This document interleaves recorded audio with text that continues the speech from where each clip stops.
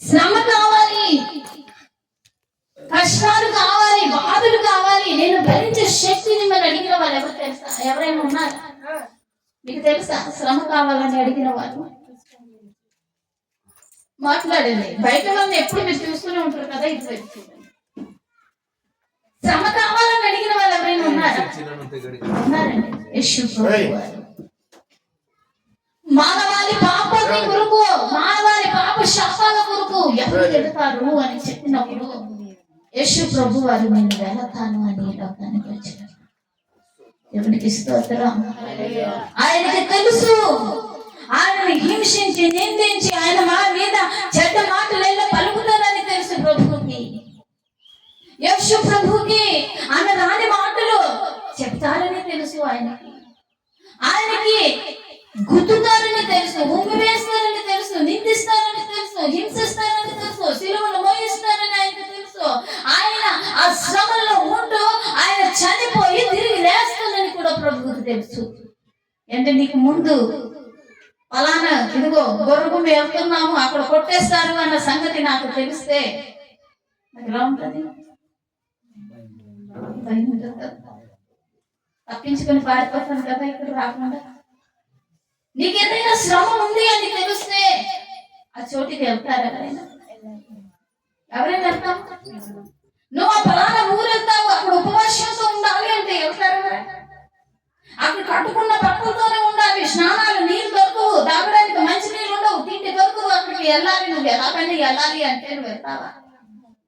యేసు ప్రభు వారు ఆయన శిలువ మరణము ఎవరితో తెలుసు? ఆయన ప్రవచనాలు నెరవేర్చబడాలి, కష్టాలు భరించాలి, శ్రమను భరించాలి. నింద మోపుతారు, అవమానిస్తారు, నిందిస్తారు, గుద్దుతారు, కొడతారు, కొరడాలతో కొడతారు, అన్నీ తెలుసు ప్రభువుకి.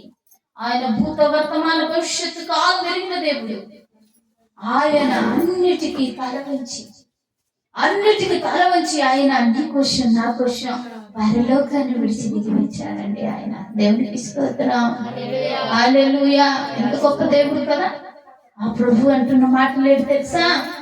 నీకు జ్ఞానము కొద్దిగైతే, నీకు జ్ఞానము కొద్దిగా ఉంటే, నీ కుటుంబంలో సమస్యలు వస్తున్నాయి, నీ కుటుంబంలో నిందలు వస్తున్నాయి, నీ కుటుంబాన్ని పెంచుకోలేకపోతున్నావు, నీ కుటుంబాన్ని పోషించుకోలేకపోతున్నావు, నువ్వు చదువులో మంచిగా చదువుకోలేకపోతున్నావు, నువ్వు ఈ లోకంలో నువ్వు ఏదైనా పని కూడా చేయలేకపోతున్నావు కనుక నీకేం కావాలంటే అంటున్నాడు దేవుడు, జ్ఞానం కావాలి.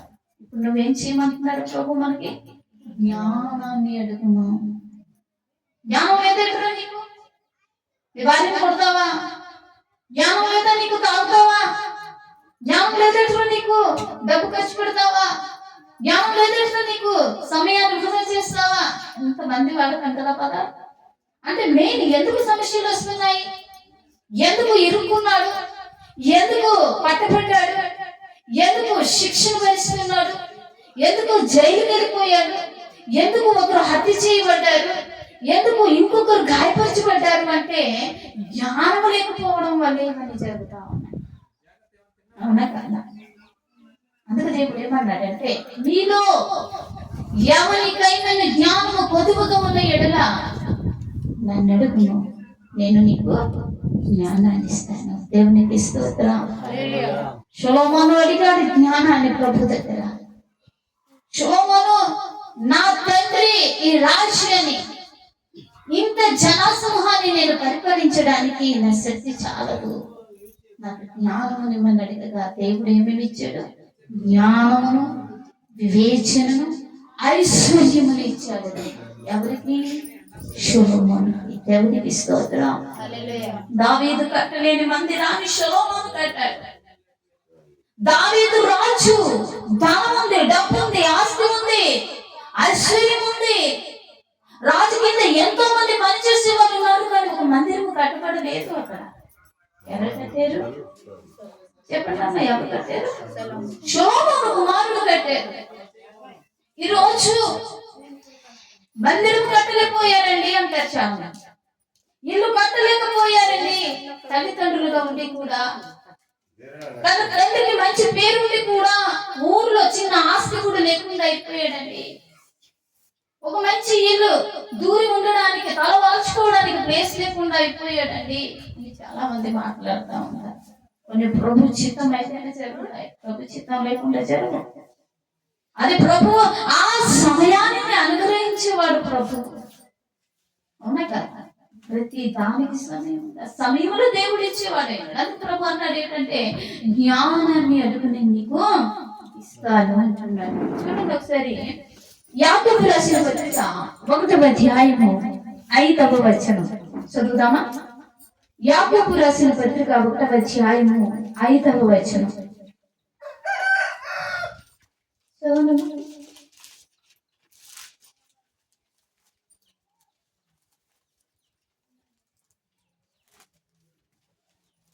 1వ అధ్యాయము 5వ వచనం, మీలో ఎవరికైనాను జ్ఞానము కొదువుగా ఉన్న యెడల అతడు దేవుని అడగవలెను, అప్పుడు అది అతనికి అనుగ్రహింపబడును. ఆయన ఎవరిని గద్దింపక అందరికి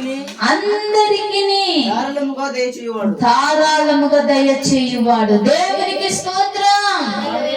ప్రభువు ఎవరైతే జ్ఞానాన్ని అడుగుతారో వారికి ప్రభు ఎలా ఇస్తానన్నాడు? ధారాళముగా ఇస్తాను అంటున్నాడు.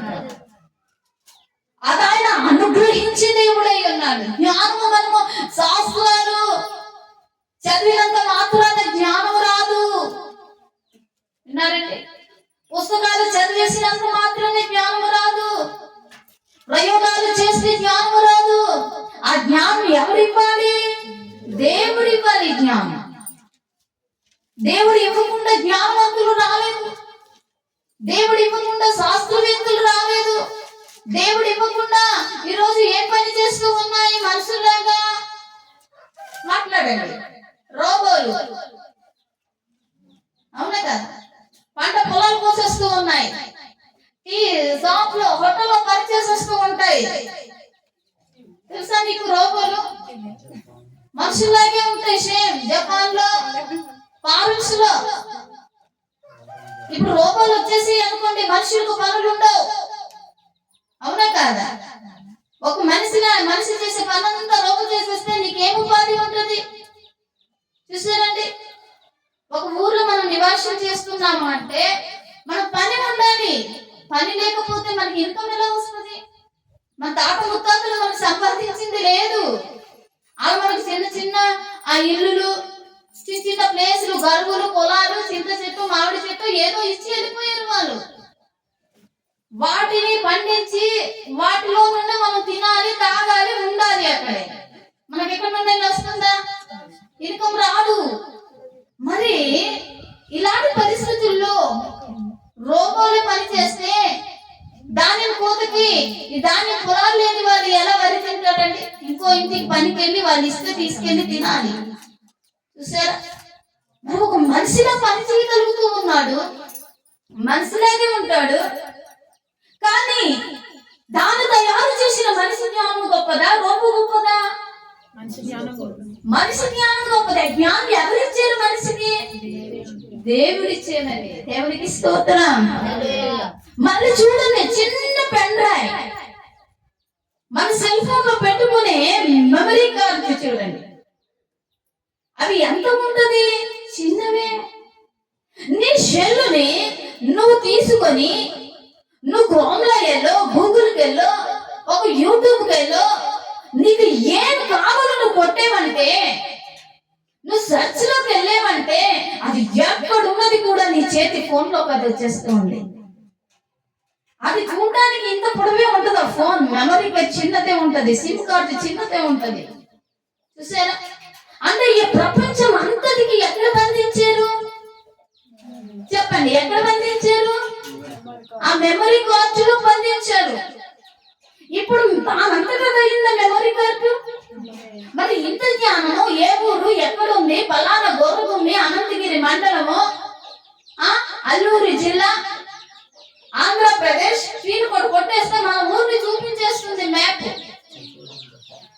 మన చర్చ్ కూడా చూపించేస్తుంది. కొట్టండి, చూసారా? మరి ఇప్పుడు గూగుల్ గొప్పదా, మెమరీ కార్డు గొప్పదా, మనిషి జ్ఞానం గొప్పదా? మాట్లాడండమ్మా. మనిషి జ్ఞానం, మనిషి ఎలా చేస్తాడో చూడండి. ఎక్కడో ఉన్న దానిని ఇక్కడ చూడగలుగుతూ ఉన్నాం. కోడి కూర ఎలా వండాలి, దుంపలు ఎలా వండాలని కొట్టగానే దగ్గర పడిపోతూ ఉంటాయి. ఇదిగో ఇలా కొండరు బాబు, ఇలా చేయి, ఇలా చేయి, ఇలా చేయి. ఇదిగో పలానా ఊరు వెళ్ళాలంటే ఈ రూట్ నుండి వెళ్ళిపో. అదే మనం వెతుక్కొని వెళ్తే దొరుకుతాయా? అది ఎంత జ్ఞానం దేవుడు ఇచ్చాడో. ప్రతి దానికి జ్ఞానం కావాలి. ప్రభు అంటున్నాడు, నీకు జ్ఞానం కొద్దుగా ఉంటే కనుక నువ్వేం చేయమంటున్నాడు ప్రభువు జ్ఞానం కోసము? నన్ను అడగమంటున్నాడు. మనం ఏం అడగాలి? జ్ఞానాన్ని అడగాలి. ప్రభు దగ్గర జ్ఞానం ఏమని అడగాలి. ప్రభు మనకు జ్ఞానం ఇచ్చే దేవుడై ఉన్నాడు. నేను భయపడ్డాను. మా మైథిలి తెలుగు మీడియం నుండి ఇంగ్లీష్ మీడియంకి వెళ్ళింది, ఇంగ్లీష్ మీడియం హిందీ మీడియంకి వెళ్ళింది, హిందీ మీడియం నుండి మళ్ళీ తెలుగు మీడియంకి వచ్చింది. నాకు భయం వేసింది. ఇప్పుడు 10th క్లాస్ ప్రభు ఎలాగా ఈ పిల్ల ఎలా చదువుతుంది? అందరు బెదిరించేసారు, నువ్వు మీడియాలు మార్చేస్తూ ఉన్నావు కానీ పిల్ల చదువుపోతుంది అన్నప్పుడు నేను ప్రభు దగ్గర ఒకటే ప్రార్థన, ప్రతి రోజు ప్రార్థన చేశాను. ప్రభు స్కూల్ ఫస్ట్ నా కూతురు రావాలి, దానికి మీరు జ్ఞానాన్ని మీరు ఇటువంటి ప్రభు అని ప్రార్థన చేస్తే మా పాపే స్కూల్ ఫస్ట్ వచ్చింది. దేవుడు ఎంత గొప్పవాడు కదా, ఎంత గొప్పవాడు ఆయన. ఆయన జ్ఞానాన్ని మనం అడగాలి ప్రభు దగ్గర.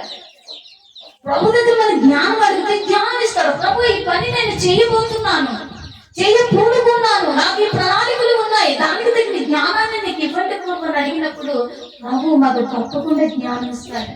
కుటుంబాన్ని ఎలా ఏలాలి, భార్యను ఎలా ఏలుకోవాలి, కుటుంబాన్ని, పిల్లలు, కుటుంబం, బంధువులు, తల్లిదండ్రులు, అక్కమామలు వీళ్ళందరిలో ఎలా మెలగాలి ప్రభు నాకు జ్ఞానం ప్రభు అని అడిగాలి. మనం దేవుని బిడ్డలారా, సమస్యలు వచ్చినప్పుడు సమస్యల నుండి ఎలా తప్పించబడాలని దానికి జ్ఞానం కావాలి. ప్రభు జ్ఞానాన్ని ధారాళముగా ఇస్తానన్నాడు ఆయన. దేవునికి స్తోత్రం, హల్లెలూయా. 6వ వచనం చదవండి. అయితే అతడు ఏమాత్రమును సందేహింపక విశ్వాసముతో అడగవలెను. సందేహించువాడు గాలి చేత రేపబడి ఎగిరిపడు సముద్ర తరంగమును పోలియుండును. దేవునికి స్తోత్రం. ఎలా అడగాలి దేవునికి అంటే జ్ఞానమును? సందేహింపకుండా అడగాలి. దేవుడు ఇస్తాడు అని విశ్వాసంతో అడగమంటున్నాడు. దేవుని బిడ్డలారా, మనకు కొన్నిసార్లు సందేహము చాలా మందికి ఏం చేస్తుందంటే ప్రభు యొక్క కార్యాలు చూడకుండా చేస్తా ఉంటారు. ప్రభు అంటున్న మాటలు ఇక్కడ, నువ్వు సందేహింపకుండా నువ్వు అడుగుతున్నది ఏదో విశ్వాసంతో అడుగు. ఒకవేళ ఎవరైతే సందేహిస్తున్నారో వారు ఎటువంటి వారంట? సముద్రములో తరంగముల వారే. అలలు ఎలా పడుతూ ఉంటాయి చూడండి, అలా ఉంటారు అంటున్నాడు ఇక్కడ. చూడండి ఏమంటున్నాడు అక్కడ. అయితే అతడు ఏమాత్రమును సందేహింపక విశ్వాసముతో అడగవలెను. సందేహించువాడు గాలి చేత రేపబడి ఎగిరిపడు సముద్ర తరంగమును పోలియుండును. సందేహించే వారిని ఎలా పోలుస్తున్నాడు దేవుడు? గాలి చేత రేపబడి సముద్ర తరంగముల వలె ఉంటారు అంటున్నాడు ప్రభు. దేవుని బిడ్డలారా, ఈ రోజు ప్రభు దగ్గర మన విశ్వాసం ఎలా ఉండాలంట? సందేహింపకుండా విశ్వాసంతో మనం అడగాలి. ఇది ప్రభువు చేస్తాడని అడగాలి. ఇది ప్రభు కార్యం. ప్రభు నీకు ఇష్టమైతే అని మత్తయి సువార్తలో, ఈ 4 సువార్తలో చాలా మంది ప్రభువుకి ఇష్టమైతే నన్ను శుద్ధునిగా చేయమని బాగైన వారు ఉన్నారు. ప్రభు నన్ను నువ్వే బాగు చేయాలని ప్రభు దగ్గరికి వెళ్ళి విశ్వాసంతో అడిగిన వాళ్ళందరూ బాగుపడ్డట్టు మనం చూస్తూ ఉన్నాం. ఈరోజు జ్ఞానం కొరకు మనం ఏం చేయాలంట? సందేహించకుండా ప్రభు దగ్గర అడగాలి. సందేహాన్ని తీసివేయాలి. మనలో విశ్వాసాన్ని పెంచుకోవాలి. ప్రభు దగ్గర ఆయన కార్యం చేస్తాడని. ఈరోజు నీ కుటుంబ భారం లేకుండా చింత, బాధ, వేదన, శోధన ఉందా? ప్రభు దగ్గర విశ్వాసంతో అడుగుదామా? మొక్కరిద్దామా? ప్రభు దగ్గర మోకరించి అడుగుదాం. ప్రభువా, ఇన్ని నాళ్ళు నేను అడుగుతూ ఉన్నాను. ప్రభువా, నా సమస్యకు పరిష్కారం దొరకలేదు. ప్రభువా, నేను అడుగుతున్నాను కానీ నేను ఆ ఫలము చూడలేదు. నేను అడుగుతున్నది నేను పొందుకోలేకపోతున్నానయ్యా. నాలో మొదటగా విశ్వాసాన్ని ఇవ్వండి. ప్రార్థన చేస్తావమ్మా? ప్రభువా నాకు విశ్వాసాన్ని, ప్రభువా నాలో అల్ప విశ్వాసాన్ని తీసివేయండి. నాలో ఉన్న అపనమ్మకాన్ని తీసివేయండి ప్రభువా. సందేహించకుండా విశ్వాసముతో అయ్యా నేను అడగడానికి నాలో విశ్వాసంగా దయచేయి. చిన్న ప్రార్థన చేయవా? ప్రభువా నాకు జ్ఞానము కావాలి ఆయన. అయ్యా నాకు జ్ఞానం ఈ లోకంలో కావాలి, నీ జ్ఞానం నాకు కావాలి ప్రభుని అడుగుదామా? మా గురించి చిన్న ప్రార్థన. నువ్వెక్కడైతే ఓటమికి గురవుతున్నావో, నువ్వెక్కడైతే పడిపోతున్నావో, నువ్వెక్కడైతే ఇదిగో నువ్వు పొందుకోలేని ఆనందాన్ని పొందలేకపోతున్నావో, ఎక్కడైతే నువ్వు గెలుపు పొందలేకపోతున్నావో, ఎక్కడైతే నీకు సమస్యలు వస్తున్నాయో, ఎక్కడైతే నువ్వు నడవలేని పరిస్థితిలో ఉన్నావో, నీకు ఎక్కడైతే నువ్వు భరించలేదు బాధ నీకు కలుగుతూ ఉందో, నువ్వు ఎలాగైతే నీ కుటుంబాన్ని నడుపుకోలేకపోతున్నావో, నీ పరిస్థితులు నీకు సారిపోతూ ఉన్నాయేమో, ప్రభు దగ్గర ఒక్కసారి విశ్వాసంతో అడుగుతావా? ప్రభువా, ప్రభు అంటున్నాడు నేను ధారాళముగా ఇచ్చేవాడని అంటున్నాడు. నువ్వు నమ్ముకున్న దేవుడు నీ విశ్వాసమును బట్టి నీకేం చేస్తాడు తెలుసా? ధారాళంగా ఇచ్చే దేవుడై ఉన్నాడు. అమ్మా ప్రార్థన చేద్దామా? సర్వకృపానిధి నీకు వందనాలు ప్రభువా. అయ్యా ఎవరికైనా జ్ఞానం కొదువుగా ఉన్నాయి కదా, నాకు అడుగును నేను జ్ఞానాన్ని ఇస్తానంటున్నావు. నీకు వందనాలు ప్రభువా, నీకు స్తోత్రములు నాయనా. నువ్వు ధారాళముగా ఇచ్చే దేవుడు తండ్రి. నీ బిడ్డల్ని వాక్యమైన ప్రతి ఒక్క బిడ్డని ఆయత్తపరచండి ప్రభువా, బలపరచండి అయ్యా. మాలో విశ్వాసంను మీరు దయచేయండి. అపనమ్మకమును తీసివేయి, అవిశ్వాసమును తీసివేయండి అయ్యా. విశ్వాసము చేత అడుగుతూ ఉన్నా మా ప్రార్థనలకు జవాబు మీరే దయచేయండి. నిబిడలో అడుగుతున్న ప్రతి ప్రార్థనకు ప్రతిఫలాన్ని మీరు దయచేయమని, వారిని మీరు విడిపించమని, సాతాను శక్తులను విడిపించండి. దైవ ఆలోచన నుండి అయ్యా, దుష్ట దురాత్మ చీకటి అంధకార శక్తుల నుండి, నీ బిడ్డలని కష్టాల నుండి, శ్రమల నుండి, శోధన నుండి విడిపించమని, నీ బిడ్డల ప్రార్థన ఆలకించి జవాబు దయచేయమని. ఆ ప్రార్థన ఆలకించినందుకు నీకు వందనాలు చెల్లిస్తూ, నువ్వు జవాబిస్తున్నందుకు నీకు స్తుతులు చెల్లిస్తూ, నా చిరయడిన యేసు పరిశుద్ధ నామంలో ఈ ప్రార్థన అడిగి వేడుకుంది అన్నాము మా కన్న తండ్రి, ఆమేన్.